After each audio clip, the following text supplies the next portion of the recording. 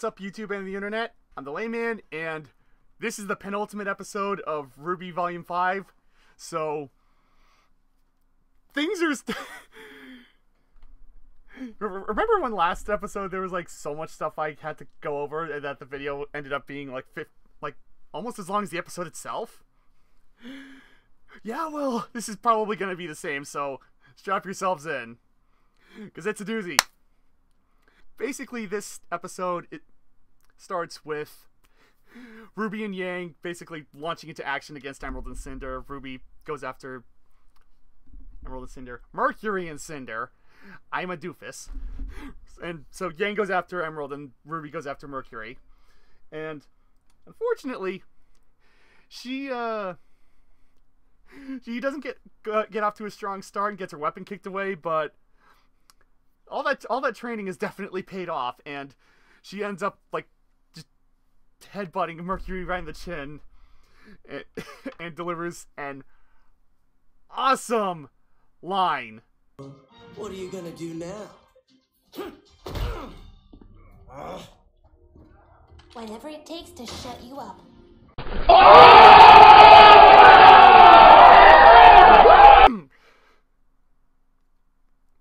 There's two awesome lines. There's two really awesome lines in this episode. That was the first one.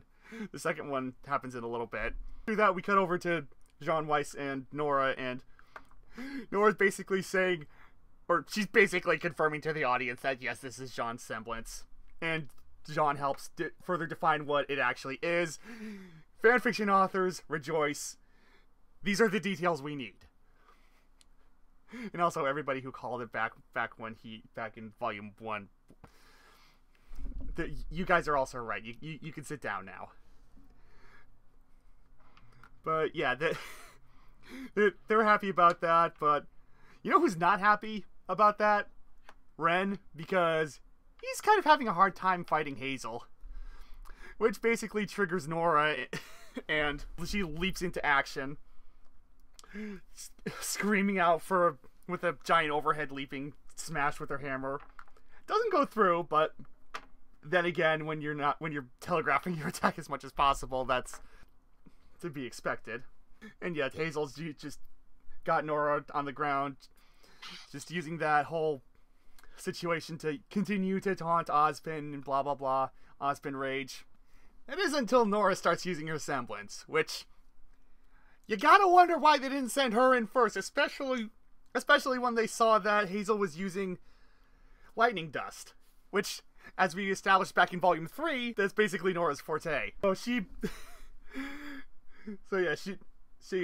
knocks him away, well, tosses him away, really. Ozpin warns her about Hazel's semblance, which is apparently ignoring pain. Blessing and a curse with that one. And this is when awesome line number 2 comes in, because Nora basically says, I don't need him to hurt. I just need him to go down!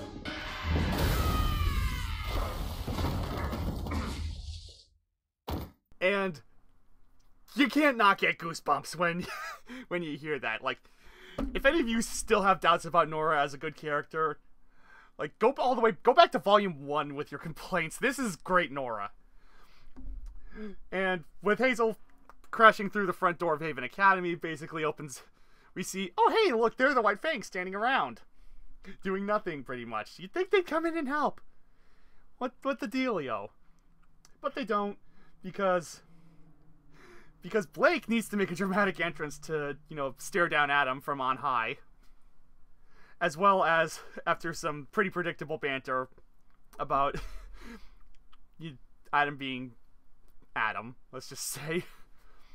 The entire rest of the Faunus Nation, or at least half of it, they get revealed, and it's revealed that the bombs that the White Fang were setting up, after this happens, that the bombs that the White Fang were setting up have been disarmed by none other than Ilya. And it's good to see her actually doing something, but I really hope that Shiramile gets, or whoever it was that voiced her, gets more lines before the end of the volume, because she did a really good job, honestly. And then but that's not the end of it, because then the police arrive. Thank you, Callie. Best RWBY mom. I will fight you on this. And basically they start fighting out there. After that, we cut back to inside, and Weiss is feeling a lot better. And for some reason, there's a little lull in the fighting, which you'd think Emerald and Mercury would keep the pressure on, considering it's their job to not let anybody else down that hole. But they don't, and eventually Weiss gets up and is ready to kick butt again. And the way she basically does this is, well, let me set this up first. Hey, after getting up from being knocked out by Nora, Hazel like basically just uses more dust on himself. This time red, so probably fire. Only to pull a Weiss himself. I appreciate the irony there. And get skewered through the gut by a Lancer Grimm's stinger, that's the kind of Grimm that Weiss summoned there. Remember back in the beginning of the volume when she fought them on the airship? That's this kind. And he gets pulled back in. So they're all fighting him now. It's basically, well, it's still 3 on, was it 7, 8, 9? Yeah, 3 on 9. So basically 1 on 3 ratios. But actually, before the fighting gets started again, there's one more important scene up top, and that's when pretty much everybody sees that Blake is back. I guess this is after they've dealt with the White Fang outside. That's not important. You don't need to see that happen. And given what's coming up, I'm inclined to agree with that. But yeah, Blake is back. That gets acknowledged.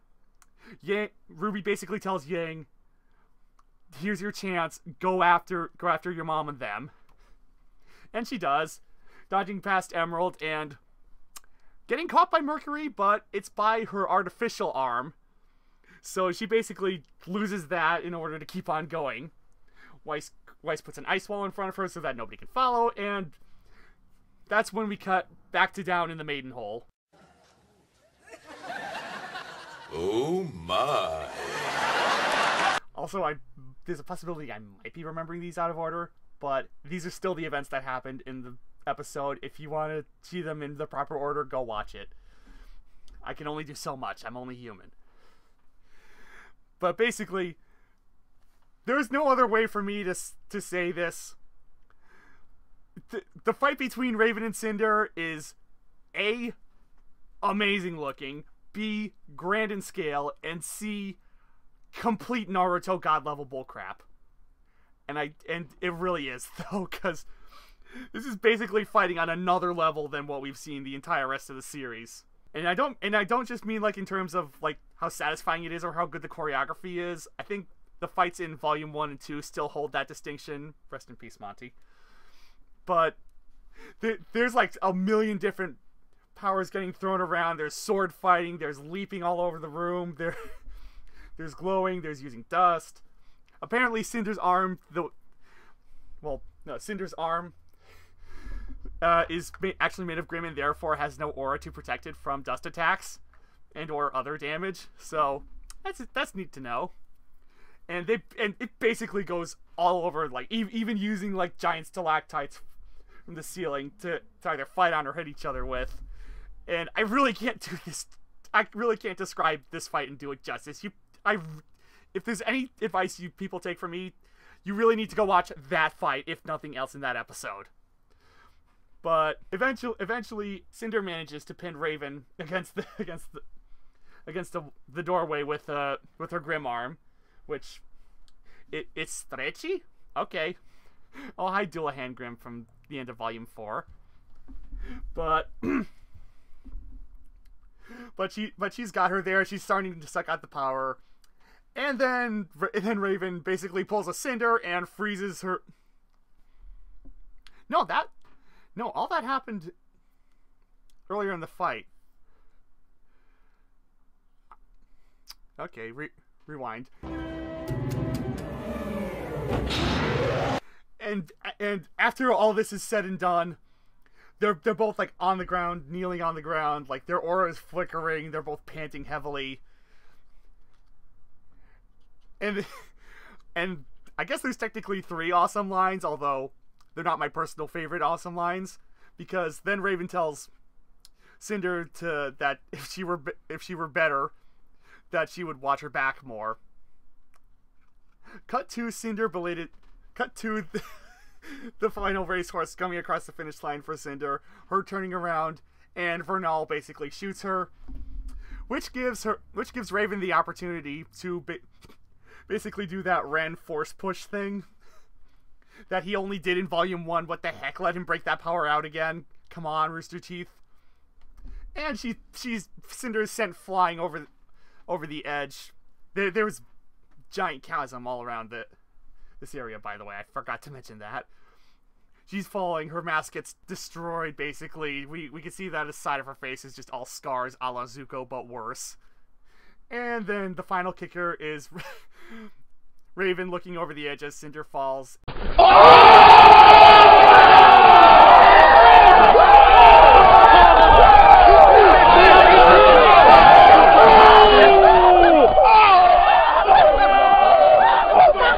And basically freezes her. So it's not looking too good for Cinder now. I'm sure a lot of people are happy about that, and a lot of people really hope that this is the last we'll ever see of her. Anyway, after Cinder's finished off, Raven goes and, pays some final respects to Vernal, because she basically used the poor girl as a decoy this whole time.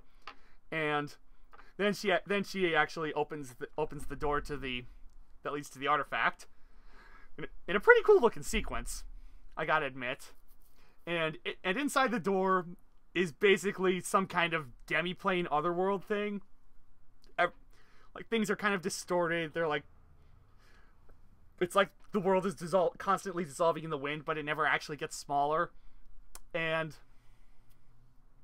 there's like 3 platforms in decreasing size, with the artifact apparently being on the final one. You can't quite tell, at least not without super enhancing the footage.